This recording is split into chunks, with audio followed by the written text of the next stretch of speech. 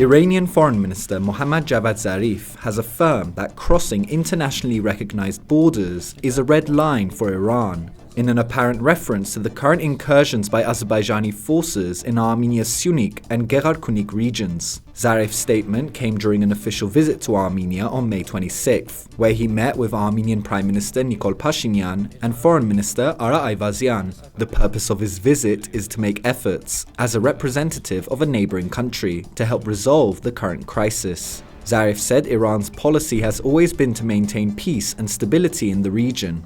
During talks with Pashinyan, Zarif expressed hope that after the end of the pandemic, Armenia and Azerbaijan will be able to further develop bilateral relations in the economic sphere. The existence of the Mehri Economic Zone and the Iran-Nakhichevan-Armenia Railway can be very effective for both countries. A good agreement can be reached, Zarif said.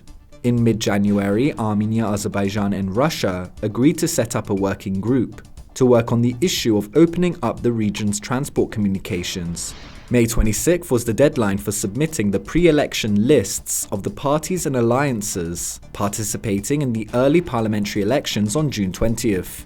The Armenia Alliance electoral bloc will be headed by former President Robert Kocharyan. The Civil Contract Party will be headed by acting Prime Minister Nikol Pashinyan, and the Prosperous Armenia Party will be headed by business magnate Gagik Tsarukyan. The full lists are available on the individual websites of each political force. And during a Q&A session in the National Assembly, acting Prime Minister Nikol Pashinyan stated that there is no need to impose martial law in the country at the moment. Martial law can take place in case of a sharp escalation. We hope that the situation will not be further aggravated, and a solution will be reached, he said.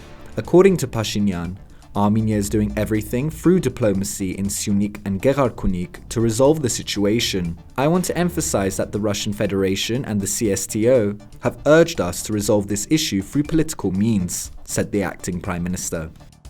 And finally, you can catch our interview with writer, lecturer, and human rights advocate Ana Astavadza-Turian. She spoke to CivilNet about a new project aimed at conducting a census in Nagorno-Karabakh. Astavadza-Turian also discusses the Azerbaijani government's continued Armenophobic policies, Biden's approach to Armenia, and the mistakes of Armenian policymakers.